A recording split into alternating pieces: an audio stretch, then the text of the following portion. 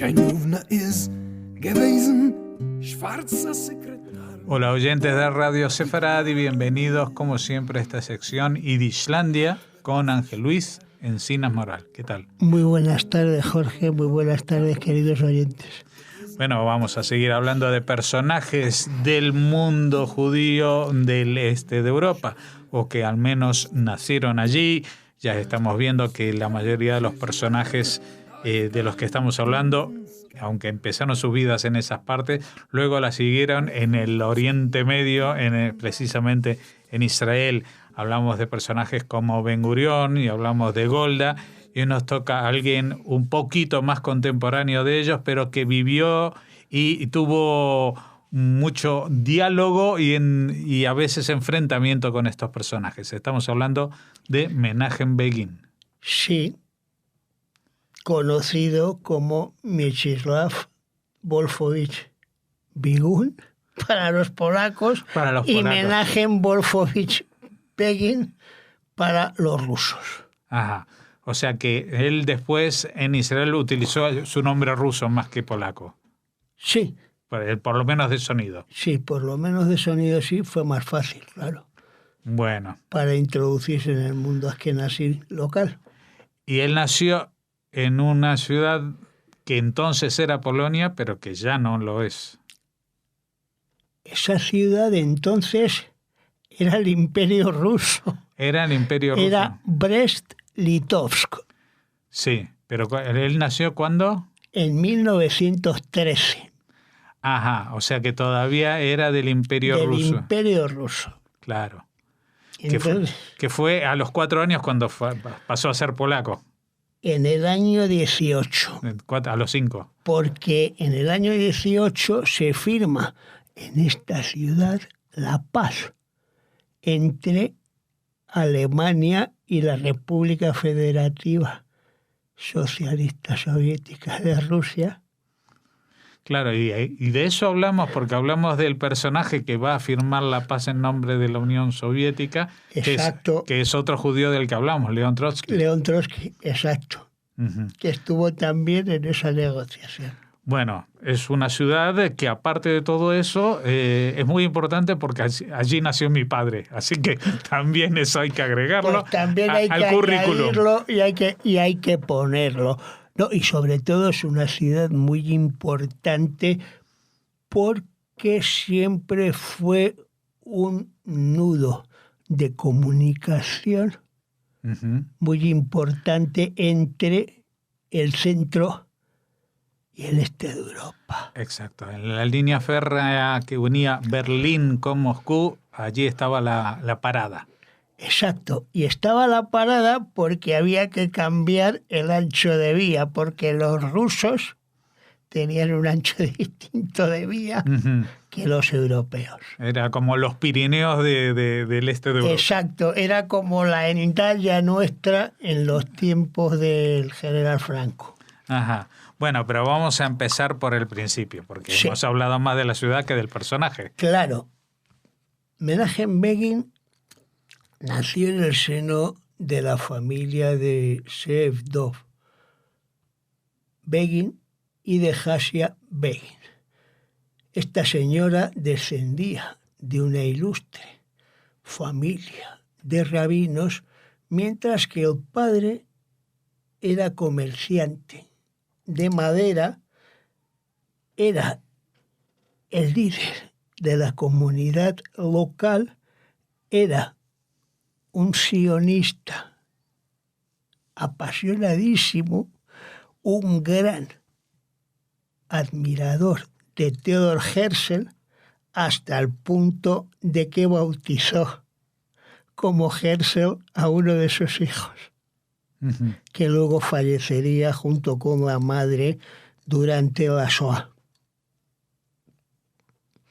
Menachem Begin, el menor de 3 hermanos, pues tuvo una infancia bastante común, en el sentido de que asistió al Heder, luego pasó a una escuela sionista religiosa llamada Tesquemoni, y también estuvo vinculado a los Boy Scouts y, curiosamente, hasta los 16 años fue miembro de Hashomer Hatzair.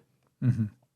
O sea, empezó en la izquierda. Empezó en la socialdemocracia de izquierdas sionista. Sí, sí. A los 14 años fue a la escuela polaca. Y en la escuela polaca, Es lo que llamaban el gimnasio. exacto, el gimnasio o el liceo también. El ¿no? liceo, sí. Porque en polaco lo llaman de las dos maneras.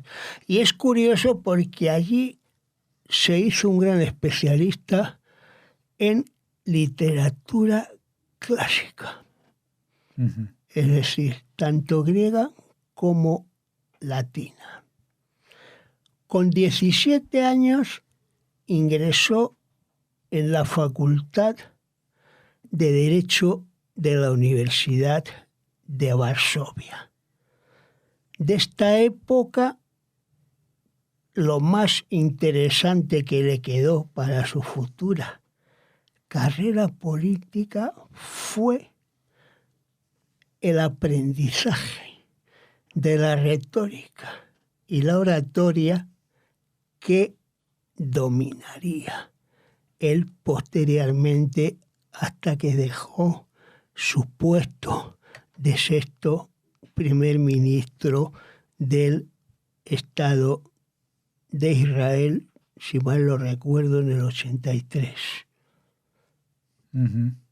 La universidad también le sirvió para organizar en el campus con el grupo de Betar y otros grupos de estudiantes judíos una organización de autodefensa judía para defenderse de los ataques de los antisemitas endeki partidarios de Dmowski, que era el líder ideológico del nacionalcatolicismo polaco en aquella época. Cuando termina la universidad, en el año 35, Begin entra en un contacto muy directo con nuestro ya conocido Zev Jabotinsky, el dirigente máximo y fundador del sionismo revisionista, el cual no solamente le instruye, sino que le envía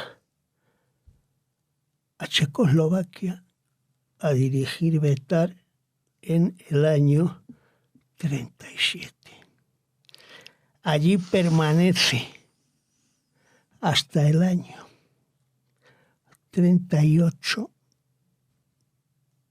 previamente a la firma del pacto entre Benes y Hitler, por el cual se entregan los Sudetes a Checoslovaquia y luego... No, a Checoslovaquia no, a Alemania. Alemania, perdón, por Checoslovaquia, Alemania, y él se marcha antes. Regresa a Polonia y se pone a la cabeza de Betar.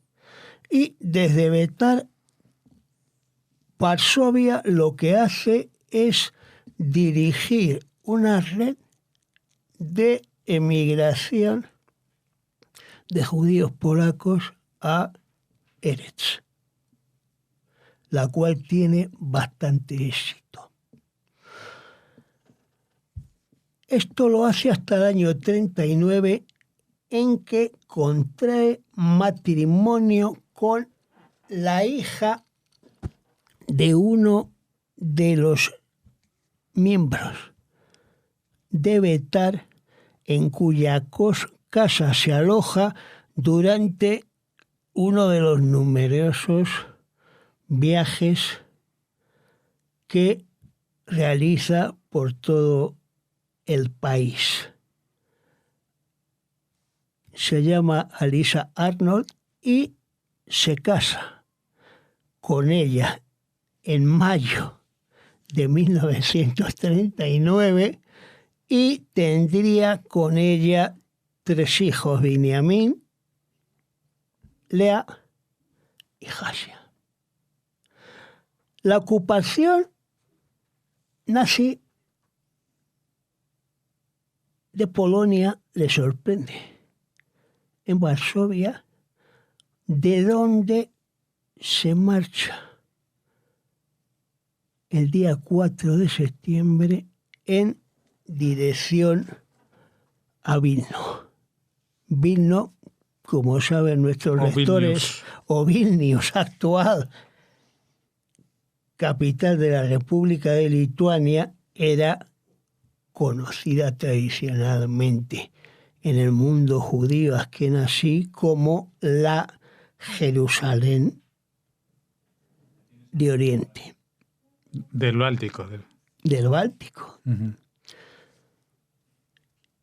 Y en esta ciudad, en estos momentos, pues estaba ubicado también un archivo muy importante para la comunidad judía askenazí del este de Europa, que era el Yivo o Yaibo, como dicen los americanos, que era donde estaba recogida toda la memoria yiddish desde la Edad Media hasta el año 39, y que fue trasladado también, como saben nuestros lectores, posteriormente a la ciudad de Nueva York. No solamente, porque también al mismo tiempo se abrió una sucursal en Buenos Aires para asegurarse de que realmente ese tesoro quedaba a buen recaudo. Y en esa sucursal, como tú también sabes muy bien, está nuestro querido amigo también y colaborador de Radio Sefarad, Abraham Lichtenbaum, Uh-huh. al cual tuve la oportunidad de tener como profesor en Varsovia en el año 2012. Uh-huh. Vilnius también es un centro importante de ciencia y cultura. Aquí es donde en estos momentos está terminando de publicar su célebre historia del pueblo judío el historiador Semyon Dubnov, que fue traducido en el año 59 al castellano por el célebre David Duchovny de Buenos Aires, y que fue fusilado por los nazis tras la invasión de la Unión Soviética y la ocupación de Lituania por las tropas de la Wehrmacht. Begin vivió allí tranquilamente hasta que fue arrestado en 1940 por los agentes de la seguridad soviética del Comisariado Popular de Interior,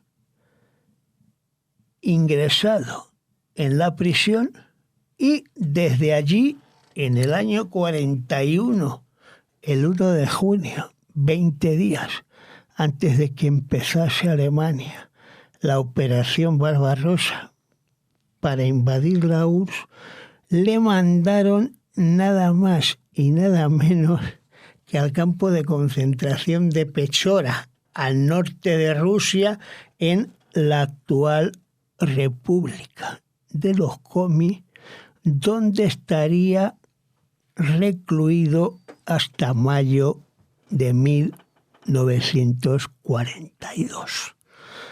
De esta época, Begin deja una fabulosa y fidedigna descripción de lo que era el régimen del campo de concentración, de la crueldad de los guardianes y sobre todo de la impresión que le causa a él la solidaridad entre los presos en sus memorias tituladas Las noches blancas. ¿Y él por qué razón o bajo qué acusación lo detuvieron? Agente del imperialismo británico. Ajá. Una acusación que, por cierto, también les habían hecho a los militares soviéticos como Tukhachevsky, que fueron fusilados en el año 37. Bueno, es paradójico porque luego Begin se distinguirá justamente por sus acciones incluso violentas contra los británicos, así que sí, es muy difícil ver que algún tipo de trabajo a favor del Imperio Británico, ¿no? O sea, no había ninguna base para ello. eso es. Cuando Alemania invade la URSS, Begin tiene muchísima suerte dentro del campo, porque la Unión Soviética firma con el gobierno polaco en el exilio de Londres el famoso tratado Sikorsky-Maisky.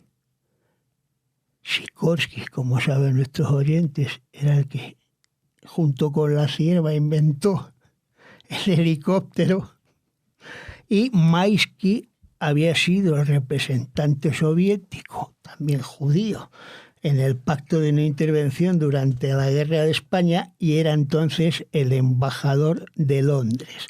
Por eso, dentro del campo, empieza a ser tratado como ciudadano polaco, ya no tiene que trabajar, no le tocan y le ponen en libertad en mayo del año 1942. Y en este punto, que estamos en la mitad de la Segunda Guerra Mundial, pero que todavía por lo menos recupera su libertad dentro del territorio soviético, vamos a dejar esta primera parte de la semblanza de Menachem Begin para seguir hablando de él en próximas entregas. Yo creo que sí, porque es importante ver la evolución que a partir del año 42 va a tener este singular personaje en adelante. Pues seguiremos hablando de Begin y cómo va transformando su ideología, también a golpes de los contrarios que le van dando por todas partes, los soviéticos, los británicos, los polacos, etcétera, etcétera. Bueno, hasta entonces, hasta dentro de 2 semanas, te decimos nuevamente gracias y esperemos encontrarte aquí en Yiddishlandia. Muchas gracias a ti, Jorge, muchas gracias a nuestros queridos oyentes. Ratte wat vun Hunger mich erzint.